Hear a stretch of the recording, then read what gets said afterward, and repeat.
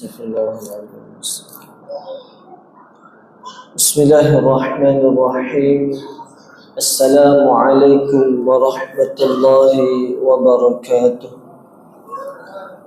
Alhamdulillahilladzi hadana lihada wa ma kunna linahtadiya laula an hadana Allah. Subhanaka la ilma lana illa ma 'allamtana innaka antal alimul hakim. Allahumma salli ala sayyidina Muhammad wa ala ali sayyidina Muhammad, amma ba'd. Kita mulakan dengan bacaan Ummul Kitab Al-Fatihah. A'udzu billahi minasyaitonir rajim. Bismillahirrahmanirrahim.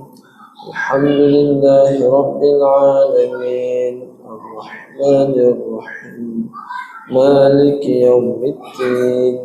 Iyyaka na'budu wa iyyaka nasta'in. Ihdinas siratal mustaqim.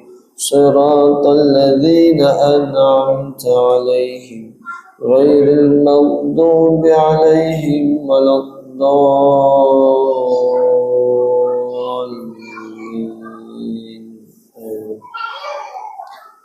Yang dihormati Tuan Pengerusi, Tuan Imam, Tuan Bilal, seluruh ahli jawatan kuasa Surau Raudatul Jannah, Taman Sera Perdana, ulama dan asatidzah, tuan-tuan haji, puan-puan hajah, ayah-ayah, ibu-ibu, muslimin muslimat yang dirahmati oleh Allah Subhanahu wa taala sekalian. Pertamanya, marilah sama-sama kita merafakkan kesyukuran kita kepada Allah Subhanahu wa taala. Allah Subhanahu wa taala telah panjangkan umur kita dalam keadaan Allah Subhanahu wa taala mengekalkan nikmat iman dan Islam kepada kita. Bahkan Allah Subhanahu wa taala memberikan hidayah dan taufik kepada kita, dapat sama-sama kita datang ke rumah Allah Subhanahu wa taala pada malam ini. Marilah sama-sama kita betulkan niat kita dan sama-sama kita niat i'tikaf. Mudah-mudahan sepanjang kita duduk dalam rumah Allah Subhanahu wa taala ini, ianya menjadi saham akhirat untuk kita insya-Allah. Ayah-ayah, ibu-ibu, muslimin muslimat yang dirahmati oleh Allah Subhanahu wa taala sekalian, insya-Allah pada malam ini saya kongsikan kisah seorang sahabat untuk sama-sama kita mengambil pengajaran, yang mana kisahnya telah saya sebut sebelum ini. Sayyiduna Umair bin Sa'ad radhiyallahu taala anhu, ketika mana beliau zaman kanak-kanak, bagaimana beliau berhadapan dengan ayahnya Al-Julas bin Suwaid, yang mana dipendekkan cerita Sayyiduna Umair bin Sa'ad radhiyallahu ta'ala anhu, dengan kejujuran yang ada pada beliau di saat ayahnya Al-Julas bin Suwaid menuturkan kalimah-kalimah yang merosakkan iman. Maka Umair bin Sa'ad cerita dekat Nabi, mengadu dekat Nabi, yang akhirnya disebutkan Sayyiduna Umair bin Sa'ad menyebabkan ayahnya bertaubat, kembali taat, bahkan mengaku kenabian baginda Rasulullah sallallahu alaihi wasallam. Pada malam ni tuan-tuan, kita nak sebut macam mana Sayyiduna Umair bin Sa'ad radhiyallahu ta'ala anhu ketika mana beliau telah dewasa. Dan kisah yang disebutkan dalam kitab Hayatus Sahabah adalah ketika mana zaman Sayyiduna Umar Al-Khattab radhiyallahu ta'ala anhu, yang mana disebutkan bahawa ketika mana zaman pemerintahan Sayyiduna Umar Al-Khattab radhiyallahu ta'ala anhu, antara tempat yang Islam pegang, antara tempat yang Islam takbir adalah satu bumi, satu tempat bernama Hims. Satu tempat Hims ini disebutkan dalam kitab ini, Sayyiduna Umar radhiyallahu ta'ala anhu, bila mana dia lantik mana-mana insan jadi gubernur, pasti akan ada aduan daripada penduduk Hims supaya ditukar gubernur tersebut. Letak di mana-mana gubernur, penduduk dia akan cari kelemahan, penduduk dia akan buka aib ni, yang akhirnya Sayyidina Umar kena ganti orang lain. Maka disebutkan dalam kitab ini, tuan-tuan, sampailah satu keadaan Sayyiduna Umar Al-Khattab radhiyallahu ta'ala anhu, dia mula berazam nak lantik satu gubernur, seorang gubernur yang orang lain takkan kritik, yang lain takkan hina dan sebagainya. Maka Sayyiduna Umar Al-Khattab radhiyallahu ta'ala anhu disebutkan dalam kitab ini, tuan-tuan, dia mula uji sahabat-sahabat, insan-insan yang berdekatan dengan dia, nak tengok siapa yang paling layak untuk dilantik sebagai gubernur. Bukan pilih yang paling kaya, bukan pilih yang banyak pengaruh, tapi yang pilih adalah, nanti kita tengok apakah ciri-ciri yang diletakkan oleh Sayyidina Umar. Maka yang dipilih oleh beliau adalah Sayyiduna Umair bin Sa'ad radhiyallahu ta'ala anhu. Ketika mana Sayyiduna Umair dilantik jadi gubernur di Hims, ketika itu Sayyidina Umair dia sedang menakluki satu wilayah yang agak jauh. Namun bila mana dapat arahan kena jadi gubernur, maka dia pun taat pada arahan tersebut, maka dia pun sampailah di bumi Hims. Sampai sahaja dekat bumi Hims, benda pertama yang dia buat adalah memanggil orang ramai untuk sama-sama solat berjemaah. Ini satu kekuatan bagi umat Islam, adalah untuk sama-sama menunaikan solat berjemaah. Kita dah sebut kisah Umair bin Sa'ad. Waktu dia kanak-kanak, dia masuk Islam, dia tuan-tuan, benda yang dia tak tinggal, dia solat di belakang baginda Rasulullah sallallahu alaihi wasallam. Lepas tu bila mana dia dah biasa solat berjemaah, dia lantik sebagai gubernur, benda pertama dia buat adalah tekankan tentang solat berjemaah, terutamanya solat di rumah Allah Subhanahu wa ta'ala. Allah kata kami walaupun tak pergi masjid, solat jemaah juga kat rumah, betul. Tapi kita dah sebut keutamaan bagi yang lelaki solat di tempat dilakukan azan. Sebab tu bila mana Sayyiduna Abdullah bin Umi Maktum, di saat dia minta Nabi solat dekat satu tempat di rumah dia, supaya dijadikan tempat tersebut tempat solat sunat lah. Kemudian dia tanya Nabi, boleh tak saya nak solat kat sini? Mana ada tak pergi masjid? Asal Nabi kata boleh. Tapi Nabi tanya dia, adakah kamu dengar azan? Dia kata dengar. Maka Nabi kata solat di tempat dilakukan azan. Mana kata masjid surau lah, bukan suara azan kat rumah, solat kat rumah kan? Maksudnya solat di masjid surau yang dekat kita. Baik.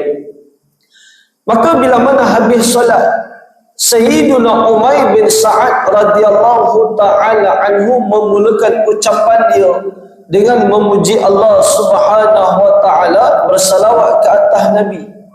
Maka dia sebut, wahai umat manusia, Islam adalah satu kubu yang cukup kukuh, pintu yang cukup mantap, yang mana kubu pertahanan bagi Islam adalah keadilan dan pintunya adalah kebenaran.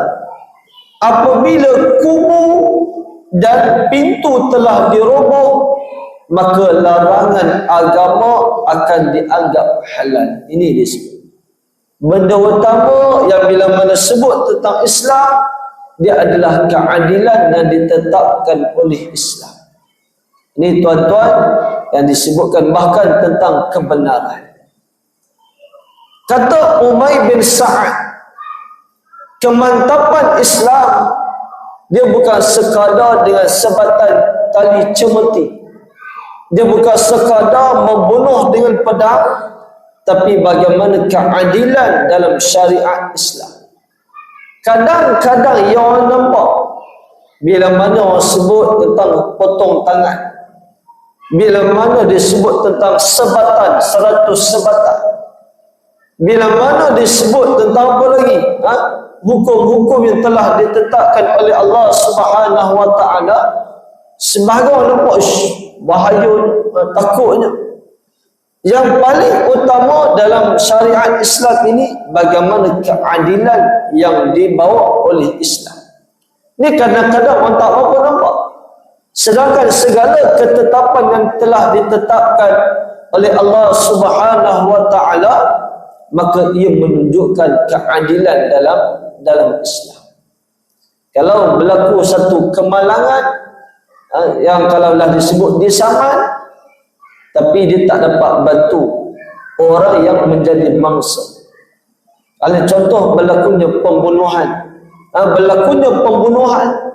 maka yang bersalah akan dihukum, sama ada mungkin penjara seumur hidup ataupun dihukum bunuh, itu wallahu a'lam lah.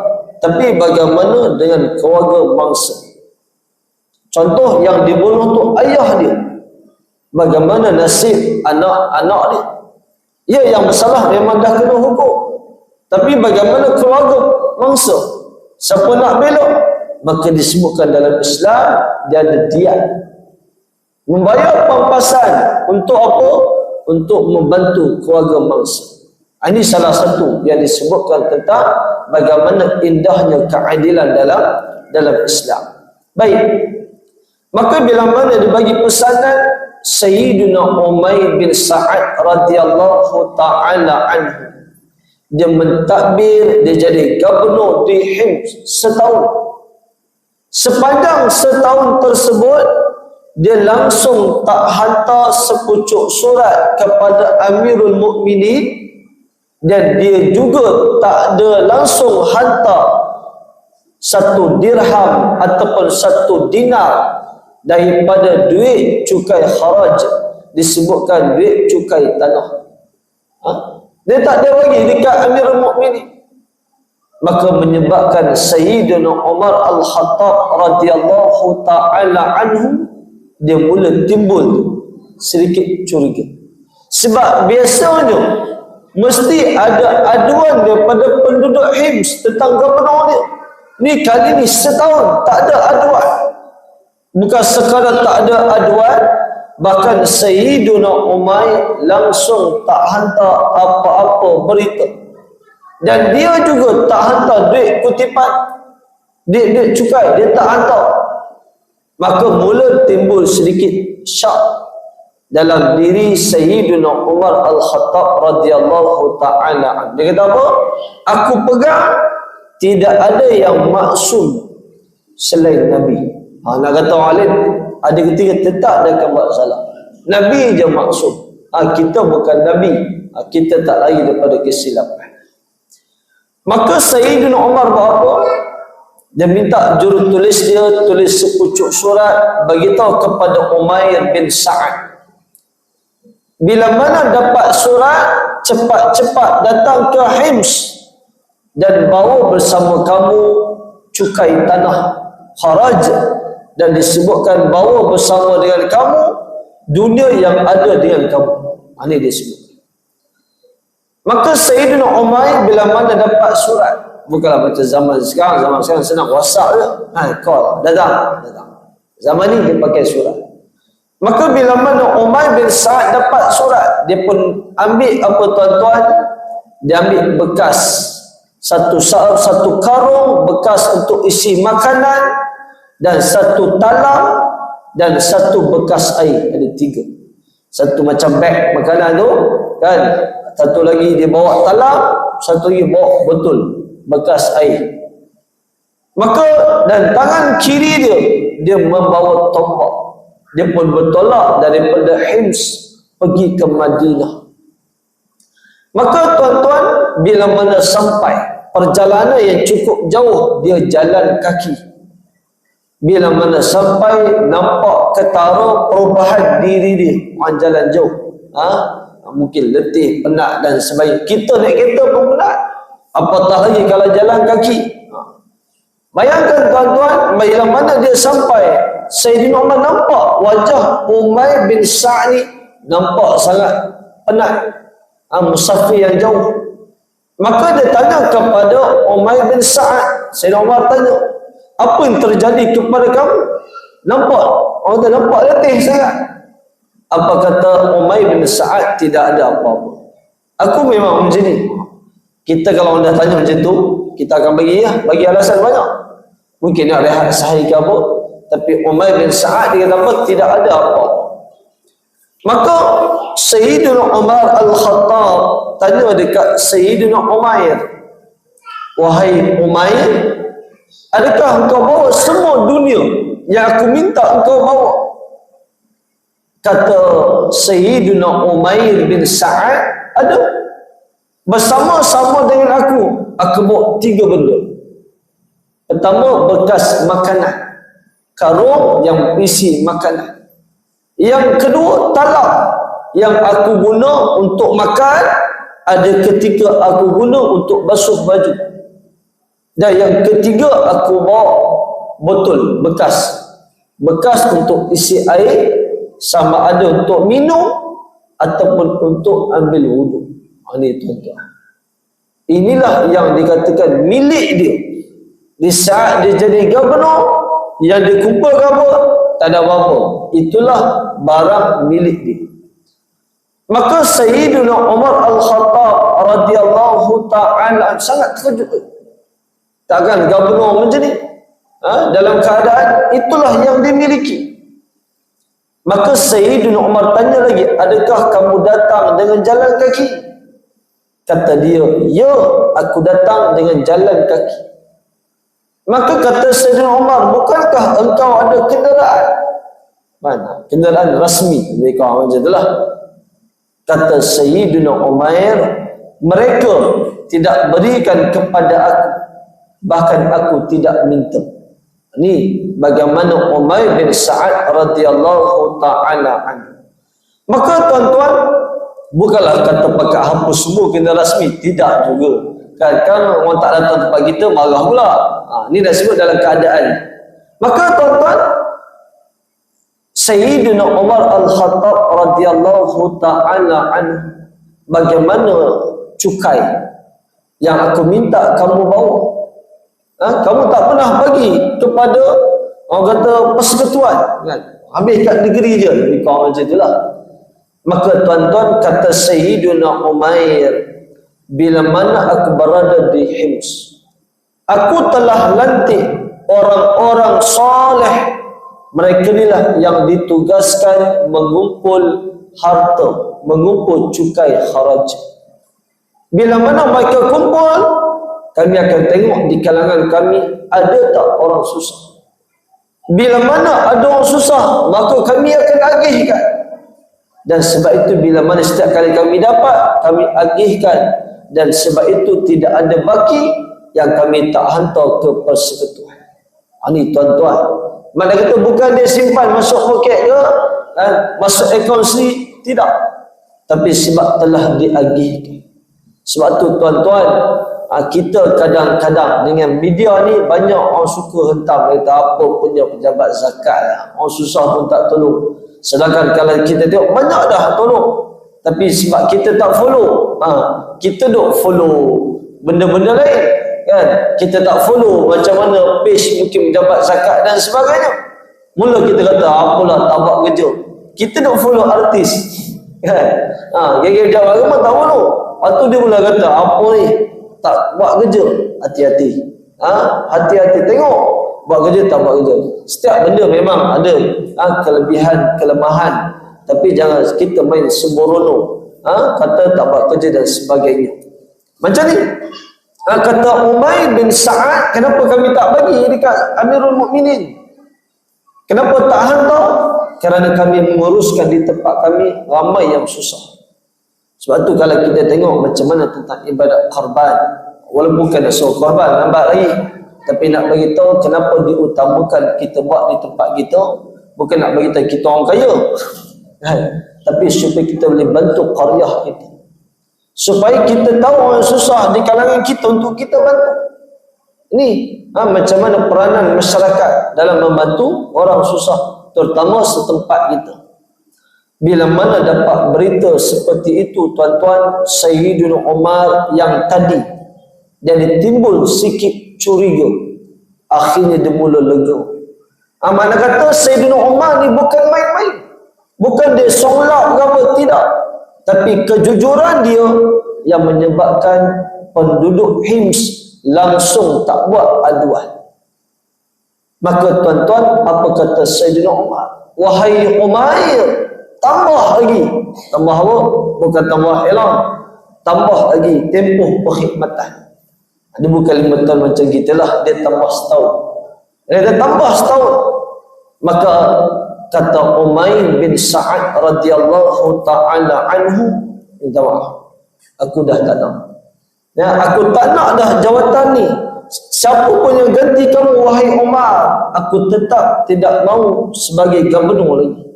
Cukuplah aku memimpin sebelum ni, bagilah peluang dekat aku nak duduk dekat kampung berada di pinggir Madinah. Ni tuan-tuan. Baik, dan ini sebagai muhasabah yang patut kita fahami, kerana bagaimana sahabat pegang jawatan itu adalah taklif, bukan tashrif. Bukan kata semua pakat buang jawatan, habis itu siapa nak jadi tok imam, siapa nak jadi pengurusi kalau semua pakat buang. Penting untuk orang Islam memegang jawatan. Kalau orang Islam tidak memegang jawatan, bimbang jawatan itu dipegang bukan pada ahlinya. Maka tuan-tuan, yang penting apa? Menganggap jawatan itu sebagai taklif, sebagai satu bebanan, bukanlah sebagai satu tashrif, satu kemuliaan. Beza. Kalau tashrif dah berbangga-bangga, tapi taklif satu bebanan, dia tahu bahawa jawatan itu akan dipersoalkan oleh Allah Subhanahu wa taala di akhirat nanti. Maka Sayyidina Umar pun izin dah, dia tak nak jawatan, tak apalah, dia pun duduk kat pinggir Madinah. Sayyidina Umar radhiyallahu taala anhu, dia ni suka uji kawan-kawan dia. Dia tengok betul tak betul. Kadang mungkin kata saya tak nak lah, rupanya dapat projek banyak lah. Kan nampak tak nak lagi, saya tak nak lah. Rupanya dia dah boleh cover 10 tahun dia hidup, contoh. Maka Sayyidina Umar, tuan-tuan, dia nak test Umair bin Sa'ad ni. Adakah benar dia tak nak jawatan gubernur ni, memang dia tak nak dah terlibat dalam urusan ni, ataupun ada udang sebalik ni, udang sebalik batu, kan? Maka tuan-tuan, Sayyidina Umar dipanggil seorang lelaki bernama Al-Haris. Al-Haris, kamu ambil ni satu uncang duit berisi 100 dinar, lebih kurang 100,000 lah, lebih kurang. Okay. Maka diberikan 100 dinar. Kata Sayyidina Umar, kamu pergi ke rumah Umair bin Sa'ad, buat-buat jadi tetamu. Kalau kamu tengok kehidupan dia penuh dengan nikmat, maka kamu kembali kepada aku seperti mana kamu pergi. Mana kata duit tu bawa balik lah. Tapi kalau kamu pergi, kamu tengok kehidupannya sangat teruk, mana kata susah, bagi duit ni dekat dia. Maka Umair bin Sa'ad dia pun tak tahu. Tiba-tiba datang seorang lelaki yang kita sebut tadi, Al-Haris. Dia datang, dia mula-mula tanya ke orang awam. Dia tanya, mana rumah Umair bin Sa'ad? Maka dia tunjuk, dia pun pergi. Dia bagi salam, maka dijemput masuk. Maka berlakulah beberapa dialog. Antaranya Umair bin Sa'ad tanya dia datang dari mana? Dia kata dari Madinah. Macam mana kepimpinan Sayyidina Umar? Dia kata baik. dia melaksanakan syariat walaupun yang kena tu pada anak dia. Apa kata Umayr bin Sa'ad? Mudah-mudahan Allah membantu dia. Maka Al-Haris dia jadi tetamu kepada Umayr bin Sa'ad selama 3 hari. Batu tetamu ni yang patut kita layan 3 hari. Yang jenis menginap lah. Bukan setiap hari. Kalau setiap hari jenuh lah tuan-tuan. Jenis tak menginap tapi setiap hari datang. Yang disebutkan ni yang menginap 3 hari. Dalam 3 hari ni usahakan sehari makanan yang terbaik. 3 hari saya ingin makanan yang terbaik. Maka Umayr bin Sa'ad bila mana dia menerima Al-Haris sebagai tetamu, dia jamu apa tuan-tuan? Bukan jamu kambing oleh tuan-tuan. Yang dia jamu sebiji roti gandum yang kecil. Lebih kurang roti gardenia. Roti gardenia pun ada inti. Ini roti gandum kosong. Itulah dia bagi selama 3 hari. Kita kalau hari pertama dapat, asal hari kedua dah balik lah. Jadi 3 hari hanya dihidang roti gandum. Maka tuan-tuan, sampailah 1 hari sebelum dia keluar, jiran kepada Umayr bin Sa'ad tegur Al-Haris. Dia kata, wahai pemuda, kamu telah menyusahkan kehidupan Umayr bin Sa'ad. Mereka ni, kata jiran ni, mereka tidak ada makanan lain kecuali roti itu. Tapi disebabkan kamu datang, mereka mengutamakan kamu. Mereka bagi kamu makan dalam keadaan mereka tidak ada makanan. Tuan-tuan, ini yang disebutkan bagaimana sahabat yang Nabi tarbiyah, mereka cukup suka untuk menerima tetamu. Di saat makanan ada tu sikit, mereka tetap akan terima tetamu. Kita terbalik, penuh makanan kat rumah, tapi bila ada orang datang, tak ada makanan nak jamu lah. Tambahan kita lagi senang kali, kedai makan melonggok, keliling rumah banyak kedai makan. Tapi kadang-kadang kita merasa susah untuk terima tetamu. Waktu tengok tuan-tuan Nabi bila mana ada tetamu, kalau Nabi ada benda untuk Nabi bagi, Nabi akan bagi.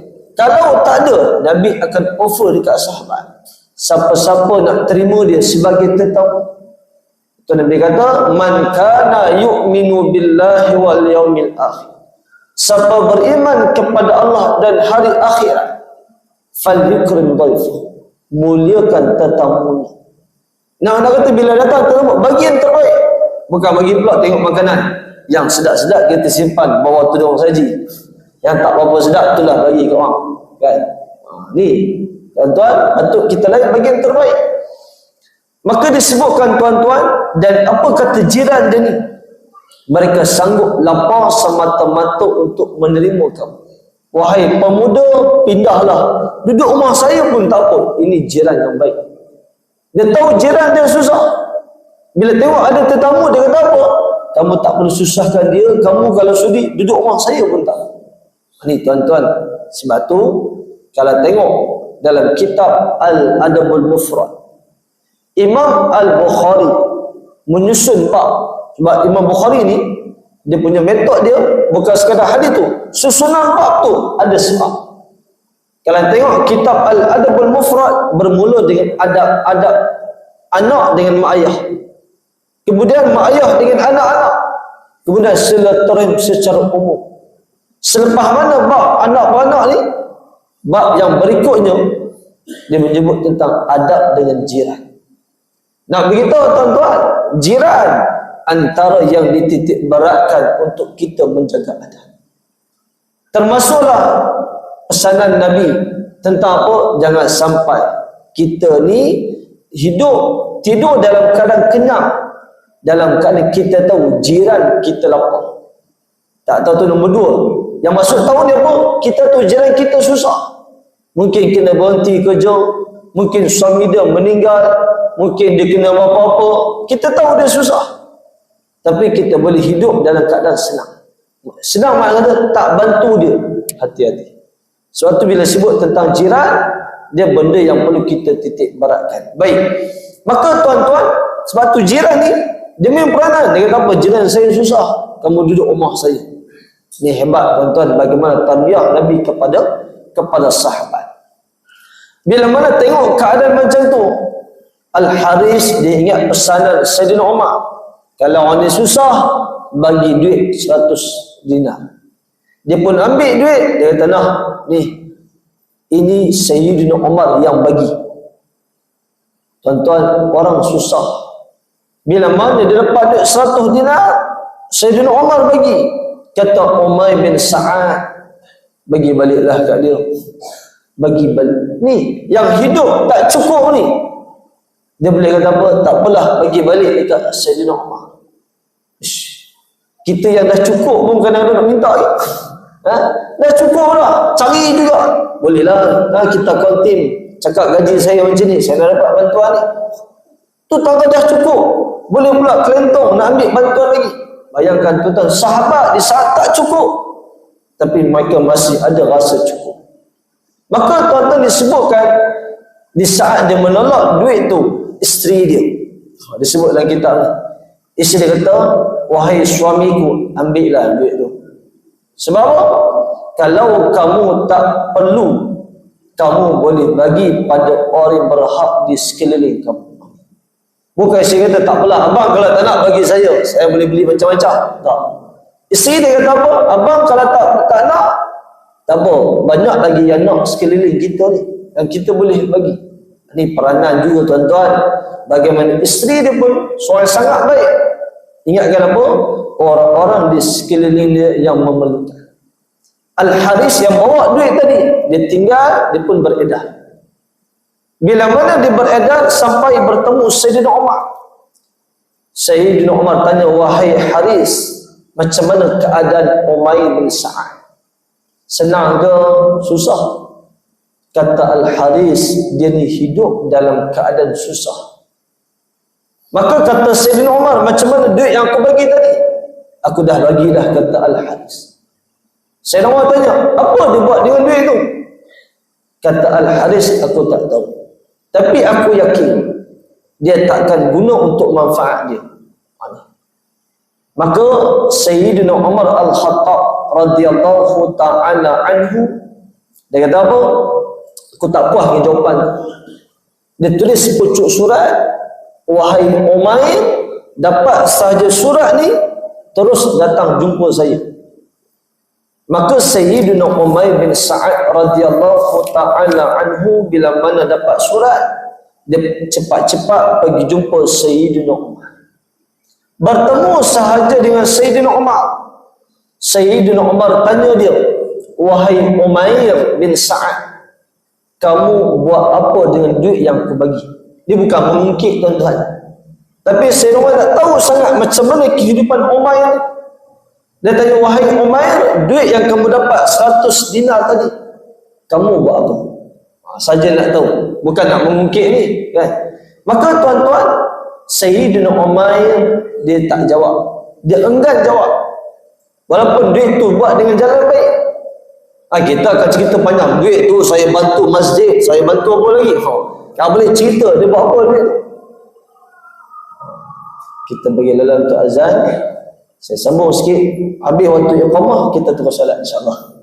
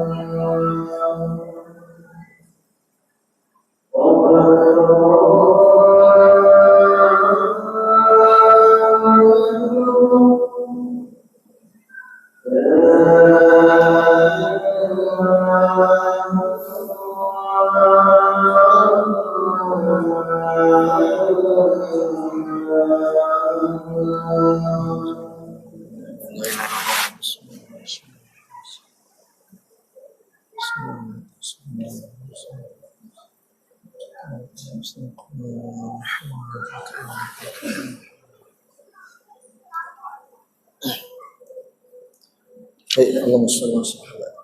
Kita sambung sikit lagi. Baik, bila mana Sayyidina Umar tanya, ke mana perginya duit tu? Mereka macam audit lah kan? Maka kata Sayyidina Umair bin Sa'ad pada asal dia tak nak bagi tahu, akhirnya bila mana diulang-ulang dia pun bagi tahu. Sebenarnya saya simpan. Simpan. Untuk apa? Untuk dimanfaatkan pada hari yang tidak memberi manfaat harta dan anak pinak.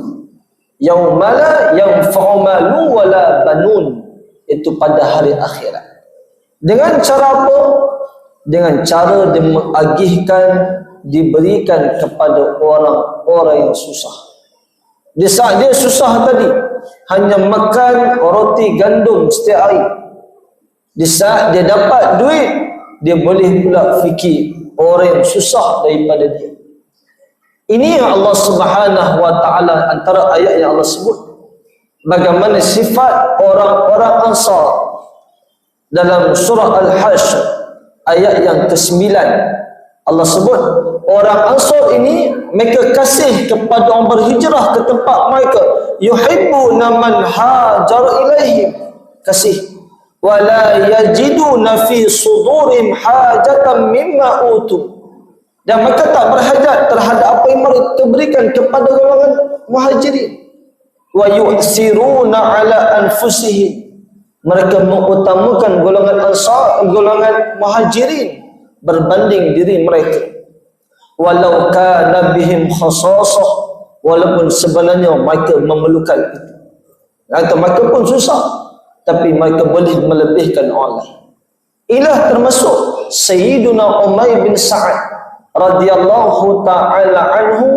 Di saat dia susah, tapi dia boleh lagi mengutamakan orang lain. Muhasabah termasuk saya.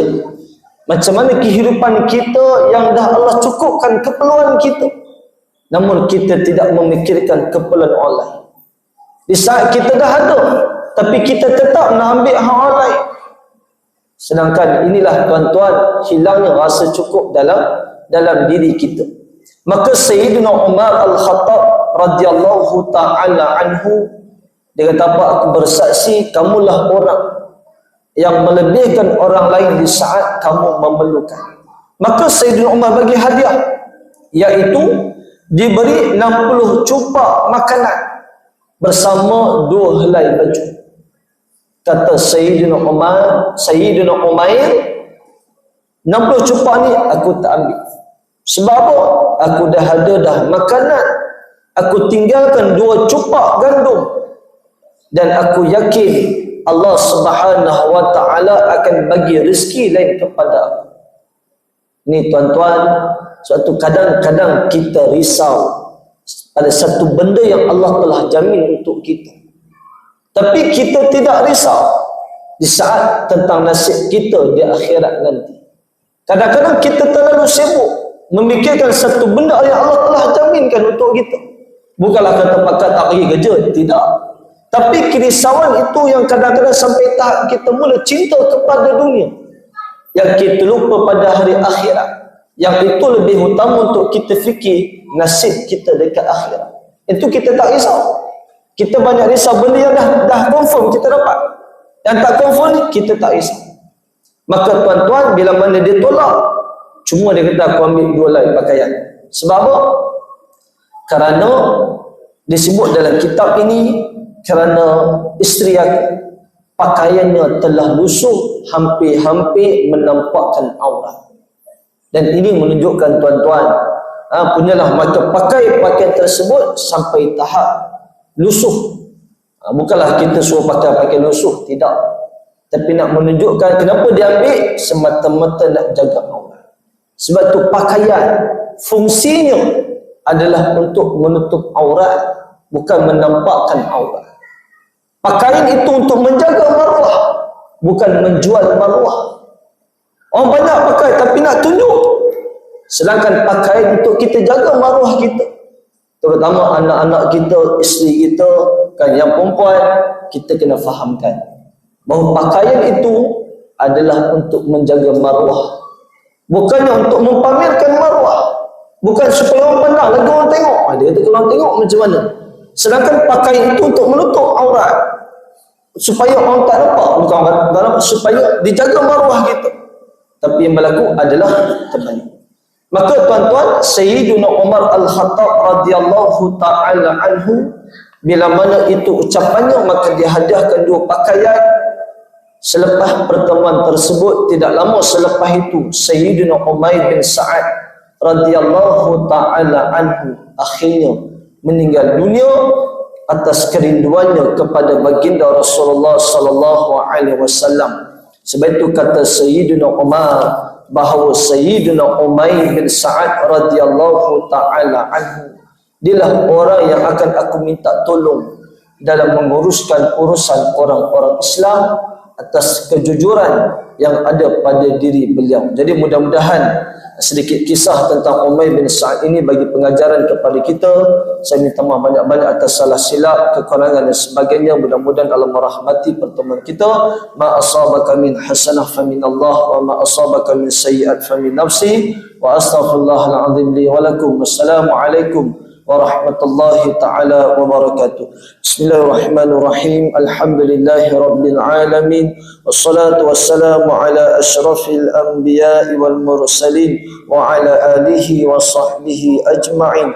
Rabbana atina fid dunya hasanah wa fil akhirati hasanah wa qina adzaban nar. Sallallahu ala sayyidina Muhammad wa ala alihi wa sahbihi wa baraka wa sallam.